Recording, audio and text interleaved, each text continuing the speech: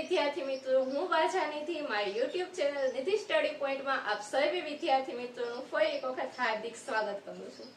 આજે આપણે જોવું છે ધોરણ 10 વિષય ગણિત પ્રકરણ નંબર 1 વાસ્તવિક સંખ્યાઓ, જેમાં આપણે સ્વાધ્યાય 1.1 ની ચર્ચા કરતા હતા અને તે જ ચર્ચાને આજે આપણે આગળ વધારવી છે. સ્વાધ્યાય 1.1 નો આપણે જોયો તો દાખલા નંબર પ્રશ્ન નંબર 1 એના 5 દાખલા આપણે જોયેલા હતા અને ત્યારબાદ આપણે જોયો તો પ્રશ્ન નંબર 2 નો દાખલો 1 અને આજે આપણે જોવું છે પ્રશ્ન 2 નો દાખલો બીજો. પ્રશ્ન 2 ના દાખલા 2 માં આપણે શું કરવાનું છે, જે આપણે પહેલા કરતા એ જ આપણે કરવાનું છે. પહેલા આપણે શું કરતા તો કે પહેલા દાખલામાં આપણે શું કર્યું હતું તો કે બંનેનો પહેલા તો આપણે અવિભાજ્ય અવયવીકરણ કરતા. ત્યારબાદ અવિભાજ્ય અવયવીકરણ થઈ ગયા બાદ આપણે શું કરતા, એમાંથી લસા અને ગુસા શોધતા અને લસા અને ગુસા આપણને મળે ત્યારબાદ આપણે શું કરતા, લસા અને ગુસાનો બંનેનો ગુણાકાર કરતા અને આપણને જે બે સંખ્યા આપેલી છે એનો ગુણાકાર કરવાનો છે. બંને જવાબ સરખા આવે છે કે નહીં એ આપણે જોવાનું છે.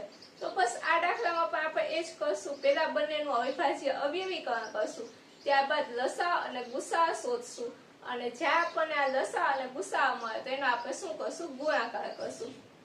જોઈએ આપણે, આપણી પાસે સંખ્યા છે 510.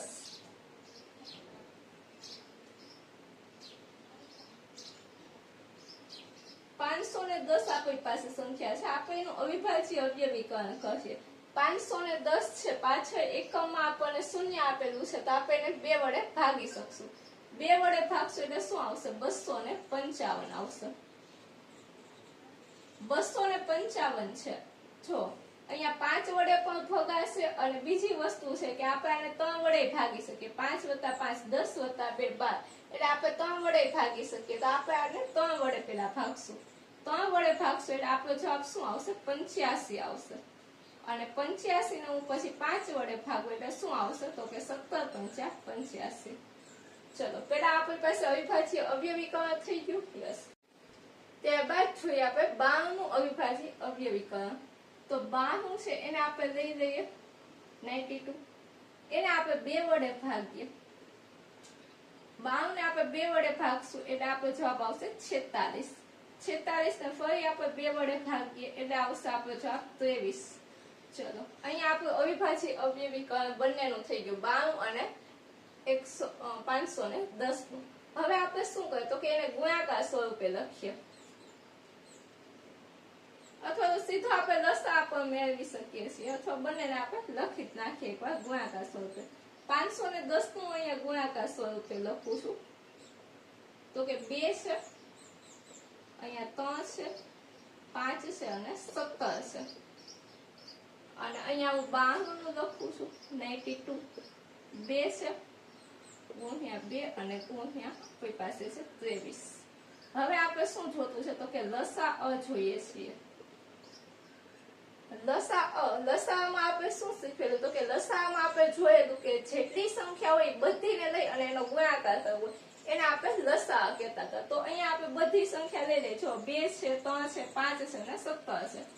2 ગુણ્યા 3 ગુણ્યા 5 અને એને ગુણ્યા 17. અને અહીંયા જો 2 વખત 2 છે તો 2 વખત જ્યારે 2 હોય તો આપણે ફક્ત એક વખત જ 2 લેવાનું છે. 2 વખત લેવાનું નથી, એ વસ્તુ યાદ રાખવાની. તો આપણે અહીંયા શું લેશું, એક વખત 2 લેશું અને એક વખત અહીંયા આપણી પાસે છે 23 તો 23 લેશું. બધાનો તમે ગુણાકાર કરો એટલે આપણે જે આવે એ આપણો શું હશે, જવાબ હશે. તો આપણે બધાનો ગુણાકાર કરશું તો આપણી પાસે જવાબ આવશે 23,460. આ શું છે, આપણું ફાઇનલ લસા અ છે. આપણને લસા મળી ગયો. હવે આપણે ગુસા અ શોધવો છે.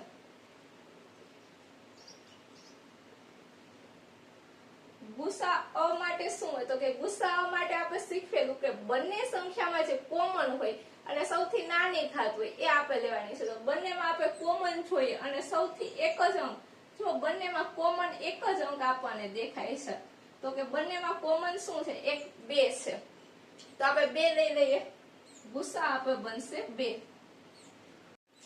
ત્યારબાદ આપણે શું કરવાનું છે, લસા અને ગુસા આપણને મળી ગયો છે. હવે આપણે લસા અને ગુસાનો ગુણાકાર કરશું તો કે લસા અ ગુણ્યા ગુસા અ. લસા અ એને ગુણ્યા ગુસા અ. આપણી પાસે લસા છે 23,460. 23,460 અને એને ગુણ્યા તમે 2 કરશો એટલે શું આવશે તો કે 46,920 આપણો આન્સર આવશે.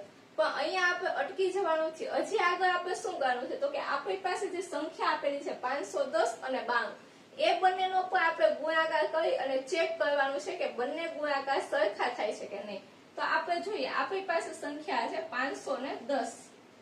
આગળ જોઈએ 510 ગુણ્યા આપણી પાસે છે 92 બંનેનો ગુણાકાર કરશો એટલે પણ શું જવાબ આવશે 46,920. આમ બંને ગુણાકાર કેવા આવે છે સરખા આવે છે. એટલે આપણે શું સાબિત કરી શકીએ કે લસા અ ગુણ્યા ગુસા અ બરાબર એક સંખ્યા ગુણ્યા બીજી સંખ્યા, જે આપણું સૂત્ર હતું તે. તો નીચે આપણે લખી નાખીએ. આમ સાબિત થાય છે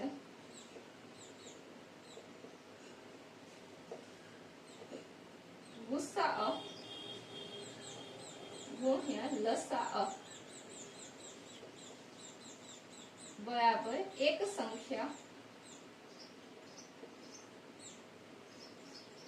ગુણ્યા બીજી સંખ્યા.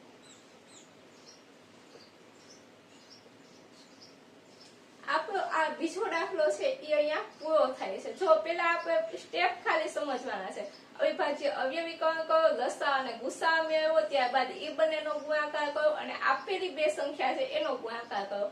બંને જો સરખા થાય તો આપણે છેલ્લે એક વિધાન લખવાનું છે કે આપેલી બે સંખ્યાનો ગુણાકાર અને તેના લસા અને ગુસાનો ગુણાકાર કેવો થાય છે સરખો થાય છે. બસ અહીંયા આટલા સ્ટેપ ફોલો કરશો એટલે આપણો દાખલો છે એ સરળતાથી પૂરો થઈ જશે.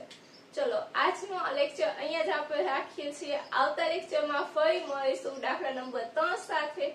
ત્યાં સુધી મને રજા આપો. અને એક અગત્યની વાત, જો તમે ચેનલ પર નવા હોય તો ચેનલને લાઈક કરો, ચેનલને સબસ્ક્રાઇબ કરો અને તમારા અન્ય મિત્રો સુધી ચેનલને શેર કરો.